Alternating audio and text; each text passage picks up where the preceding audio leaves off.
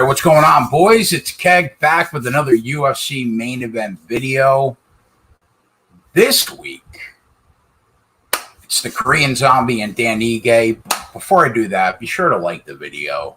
Subscribe to the channel if you're not already a member, because that's what nice people do. You're nice people, for the most part. Don't be a dick. Like the video, subscribe to the channel. That's it. Let's make some money. All right, main event for this weekend's UFC fight night. It's a pretty intriguing fight, to be honest. I mean, you know, Dan Ige's an up-and-comer. He's surging right now. Korean Zombie is, you know, notorious and a bit of a legend for the UFC promotion. And I think it's a pretty tough matchup to call from a stylistic perspective. But I think it's an incredibly easy to call in terms of where the value lies specifically in this fight, right? Now, I'm a big Dan Ige guy, right? We've been on Dan Ige. Anybody that's been with me since we started Run Pure Bets, and even before that, if you've been with me, we've backed Dan Ige in his last 5 fights. So, you know, Run Pure we're big Dan Ige people. He won 4 out of those 5 fights, right? But, you know, he took that one loss to Calvin Kattar. It was a step up in class, but that's okay. All in all, Dan Ige, like I said, he's surging. He looks better every fight, and he's got forward momentum, no doubt. Now, you can make the argument, I suppose, that Dan Ige lost that decision to Edson Barboza 3 fights back, but we'll take the money. We got the win. But you could, at the very least, make an argument maybe he didn't win the Edson Barboza fight. So that's fine. But all in all, there's a lot of things to like about Dan Ige. He's got fast hands. He's got a hammer of a right hook, right? And he proved that in his last fight. I mean, that perfectly timed shot against Gavin Tucker was beautiful. It was really, really nice. Now, I didn't like Dan Ige's striking 3 years ago, but, you know, where he is right now going into the fight with Zombie, his striking has improved to the point where it's legitimate. You need to worry about that right hand pretty much always. And he's always got that nice double leg takedown in his back pocket because he's a solid wrestler. He's got solid top control. His wrestling game might not be elite, but it's above average at the very least. His cardio, he used to have issues with it in the past. Even 2 years ago, he appeared to be gassing out early in fights, but lately his cardio, it's looked pretty good. So do I think it's going to be an issue for him? No. All in all, I like Dan Ige's game. He's aggressive, and, you know, he's a black belt in jiu-jitsu. He's got a right hand. He's got solid wrestling. He's a pretty well-balanced MMA fighter for the most part. If there was one knock right now on Dan Ige, if you were picking apart Dan Ige and you were looking for a con, it would be his level of competition. He's winning, right? We all know he's winning. But how much credit are we giving him for when he's winning fights against Mike Santiago, Jordan Griffin, Danny Henry, Kevin Aguilar? They're all low-level fighters that, you know, ordinarily we wouldn't back with our money. So how much money can we really give credit to Dan Ige for basically wiping the floor with low-level competition? I don't know. It's an intangible. It's hard to tell, because just because he takes care of the lower class, that doesn't mean he won't take care of the upper echelon in that division. So it's always a give and take. It's always really hard to tell. You know, he looked good against Edson Barboza, right? That was a half step up in class. And if you take a look at what Edson Barboza has done lately, he's stringing together wins.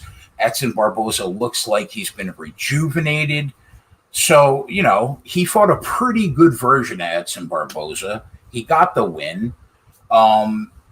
He looked great against Gavin Tucker, right? We can't fault him there either. But the one real step up in class that Dan Ige has taken over the last 6 fights was the fight against Calvin Kattar. And what happened in that fight? Dan Ige lost a unanimous decision and never really looked like he was a factor in that fight at all. Calvin Kattar took care of him pretty easily. It went the distance, but, you know, Calvin won every round, I thought, in my mind. So, you know, Ige takes a step up, doesn't look great.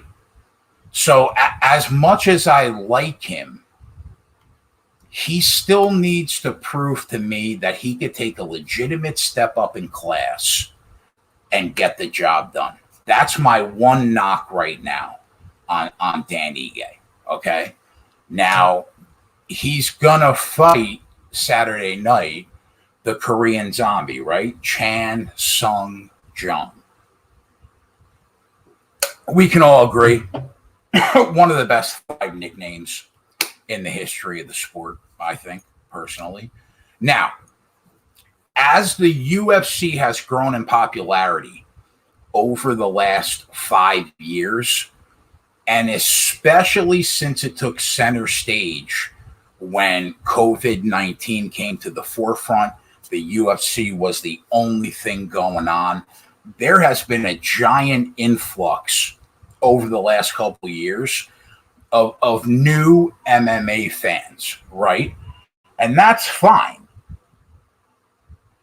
The problem is all the noobs out there that haven't been diehard fans since fucking 1996, like me, they don't have a clue or understand about who the Korean Zombie is, like, at all. They don't understand how good he was early on. He was a freak, right?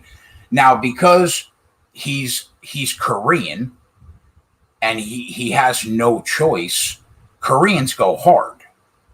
So they have no choice, like the draft in America back in the day.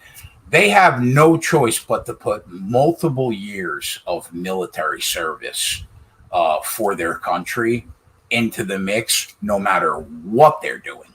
So Korean Zombie lost, 2 or 3 years of his career because he had to be in the Korean military and he didn't really have a choice about it. He's been in the UFC. I went back and looked. He's been in the UFC since 2011. Okay. Now, even though he really started to gain traction before that, most new fans aren't going to know about the WEC. They're not going to know how ridiculous and awesome that promotion was. Probably the third best after the UFC and Pride is where I would rank the WEC. So, he started gaining traction before the UFC when he was in the WEC. But if we're just talking about his UFC career, he's only had 9 fights total since 2011. That's not a lot. Dan Ige might have 9 fights right now in the UFC over the last few years, right? And Chan Sung Jung's record in the UFC is 6-3 through 9 fights.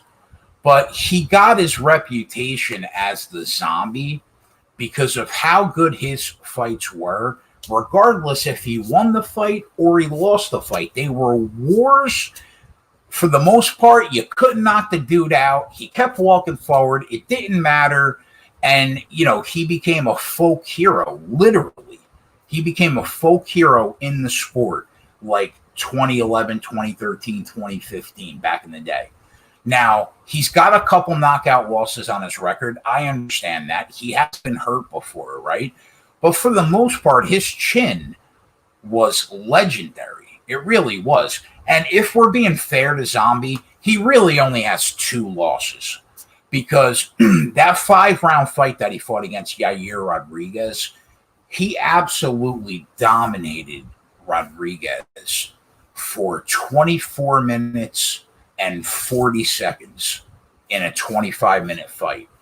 And Rodriguez threw like this spinning backwards elbow that went up, and it caught Zombie with like 10 seconds left in the fight, and it put him down, and he lost the fight. But he really, sometimes you lose the fight, but you didn't really lose the fight. He didn't really lose the fight. So people talk about, his chin is finished, and I don't buy it. I don't agree. He's only 34 years old, man. He's still at the tail end of what most people would call their prime. Your prime in the UFC is 28 to 34, probably. And then it starts to, slowly heading downhill.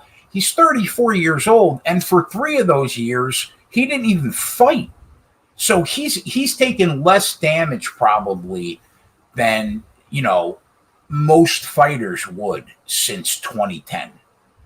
Now, Brian Ortega, in his last fight, he hit him with absolutely everything. The kitchen sink, the fucking hot water heater. He hit him with everything he could for 5 rounds, and he couldn't knock him out. He couldn't do it. Number 2 in the world, couldn't knock him out at all.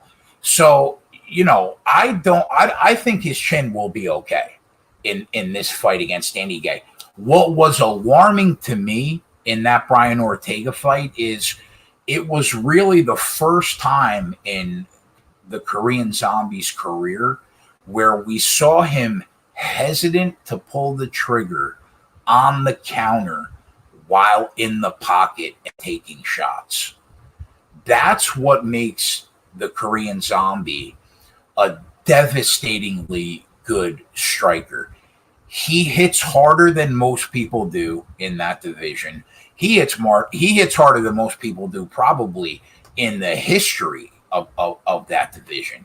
And it's always on the counter. He does all his damage on the counter. He has the mentality that he doesn't care if he gets hit by what you're going to throw at him, because while you're throwing that at him, he will throw a harder punch at you in the pocket, okay?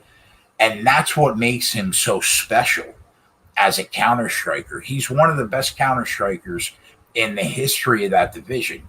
So it was a little concerning to see him be hesitant for the first time, because for the last 13 years, even back to 2007 in Pancrase, you never saw him act like that in a firefight.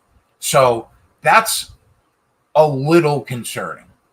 As far as the ground game is concerned with him, I think that he's just as good, if not better, than Dan Ige. I know that Dan Ige has a solid wrestling base. I know that Dan Ige is a Brazilian Jiu-Jitsu black belt. But if we're being fair, Chan Sung Jung is criminally underrated as a wrestler, and his BJJ game is legit, bro. If you can get somebody in a twister, you're a bad motherfucker on the ground.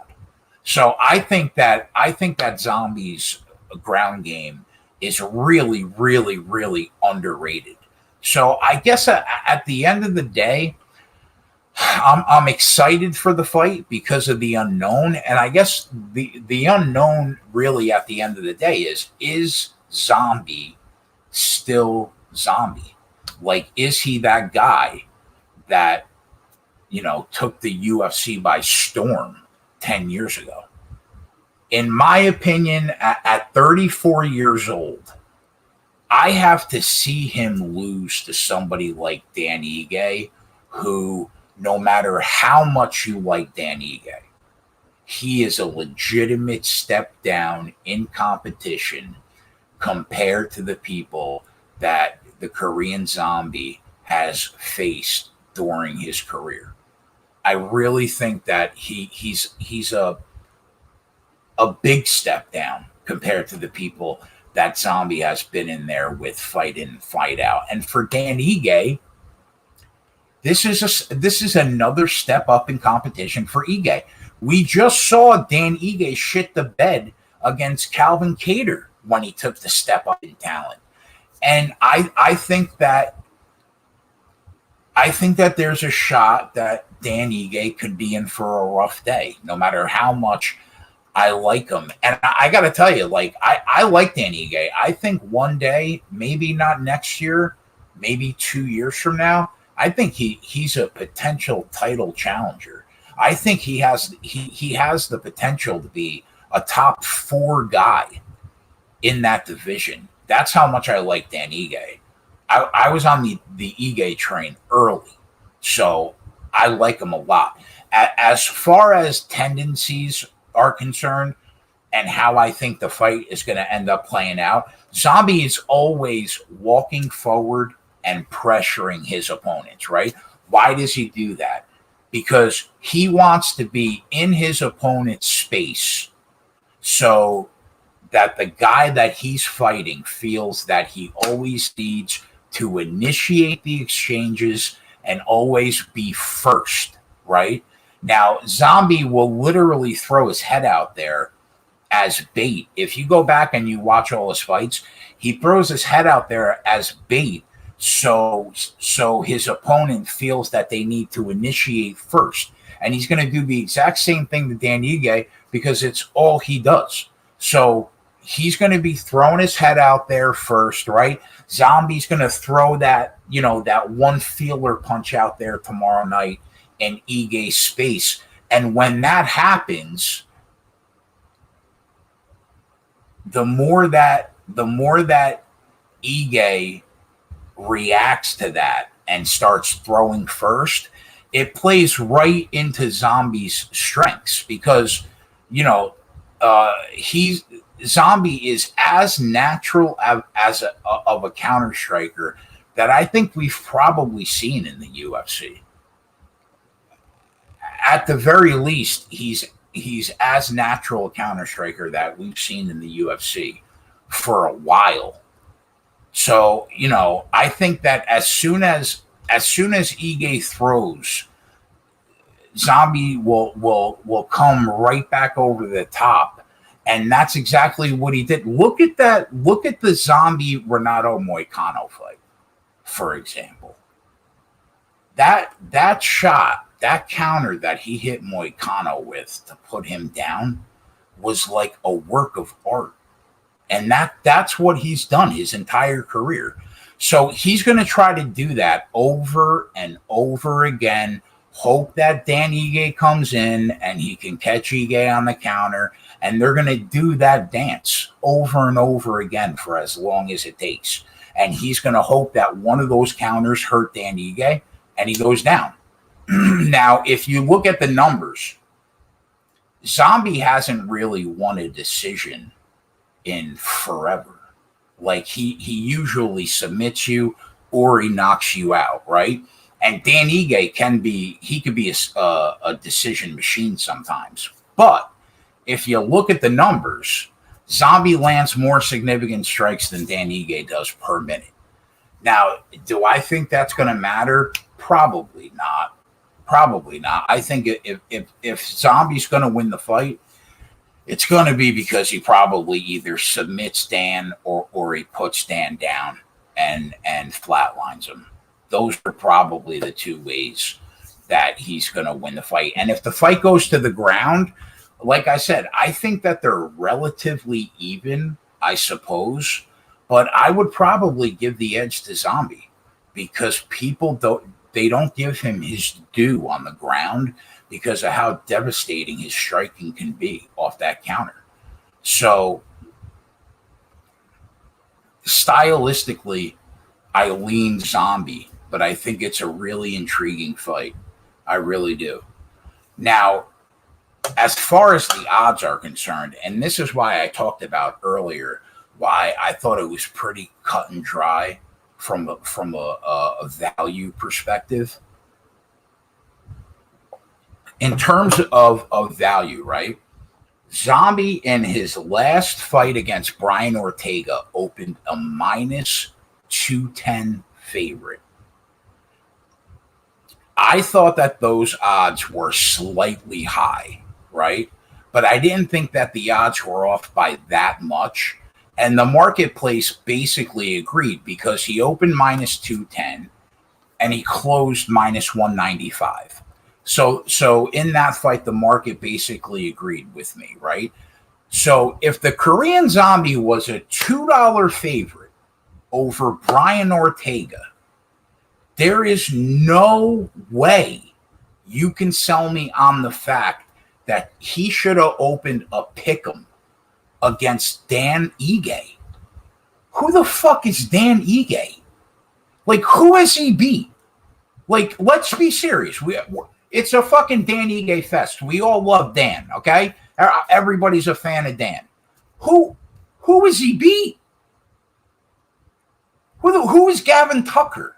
Who is Mike Santiago? Who is Kevin Aguilar? Who the fuck? Danny Henry? I do this 50 hours a week. I don't even know who that is. I mean, come on. Let's slow the Ige train down, like, for a fucking minute. He's a pick'em against the Korean Zombie at open? I mean, come on, man. Just based on the level of competition faced alone. And if you consider, even if you throw in Zombie was really disappointing against Brian Ortega. Really, really disappointing. Got his ass beat bad. So even if you add that in with the fact that Dan Ige hasn't faced nowhere near the level of competition that Chan Sung Jung is, right? Let's roll that up in a ball, put it together, add it in. He still opens a minus 170 favorite against Dan Ige. Minimum. Now the marketplace is going to try to sell me on the fact that not only should these fighters open a pick'em, the marketplace moves Ige up to minus 130 with the comeback on Jung at plus 115. I mean, come on, man. Like, there are certain points that there are just auto bets. Like last week, after watching that Davison Figueiredo Brandon Moreno fight, when Moreno's popping his head out at plus 210, auto bet, you don't even think about it. Doesn't even matter what happens. Based on the value, Moreno, done. Cash it, right? Now, this is an auto bet in my mind. Now, I know that the new breed of fan doesn't even know, like, who the Korean Zombie is, but, like, sometimes you got to take a step back and be like, let's be real for a second. I'm a big Dan Ige guy. He does not open up a pick'em at open on Earth and then move to a minus 130 favorite with the comeback at plus 115 when he just when Ortega just opened up a plus 180 dog against Zombie. Come on, bro. Like, come on. This is where like value comes into play and people really having to understand the marketplace. It's not just about skill level all the time. It always comes down to the number. The number matters. Nothing else matters, man. Nothing else matters. The number matters always. So at that point, it's an auto bet on the Zombie. Now for Rum Pure Bet subscribers, right? Last weekend, we had Bilal Muhammad Korean Zombie parlay. So Bilal Muhammad got home. So we're already free rolling Zombie at plus 160 this week.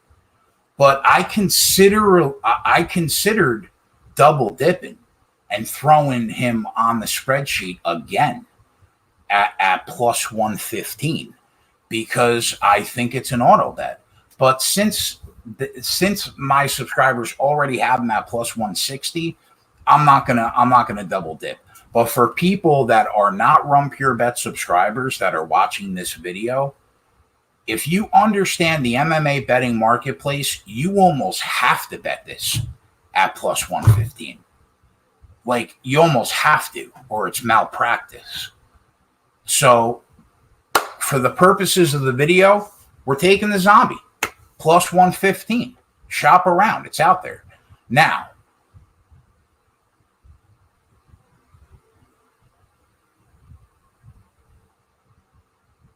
as far as the schedule this weekend, it's Father's Day. Obviously, happy Father's Day to all the dads out there.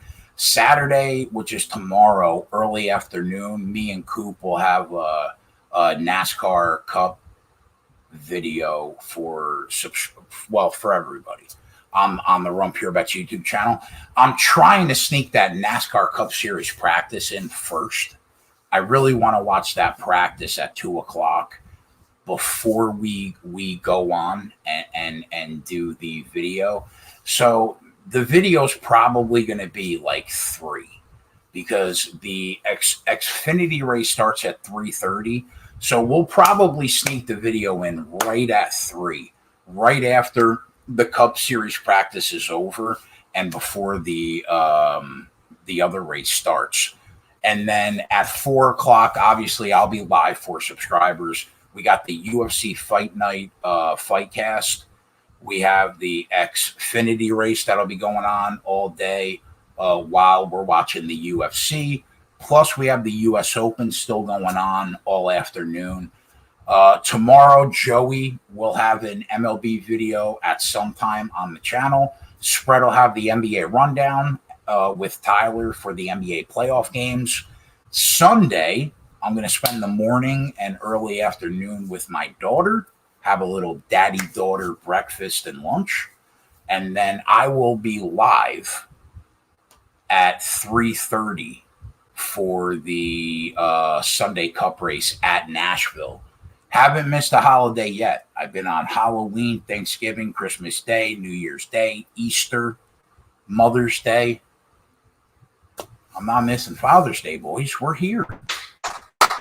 We are here. So that's it. Have a good night. I hope your action runs pure this weekend. To all the dads out there, happy Father's Day. Be the best dad that you can be because your kid deserves it. And yeah, I'm out. Coop and I are going to go live right now just to shoot the shit a little bit for Run Pure subscribers. I will throw that link in the live show alert chat in the subscriber Discord. Also, if you're a Run Pure Sports member or a Run Pure Bets member and you are not a member of the subscriber Discord, you are doing yourself a disservice. You should be a member. We give out winners all the time in there. Even the subscribers, the community is strong. A lot of sharp guys in there that are constantly giving out winning looks. Tonight, I gave out the truck race at plus 300. We got that home tonight. Be in the subscriber Discord if you're a member. It's worth the $60 alone. So that's it. I'm out. I'll see you guys tomorrow. In a few, I'm going to hop on with Coop and hang out for a bit. Aside from that, happy Father's Day. I'll see you tomorrow. Run Pure.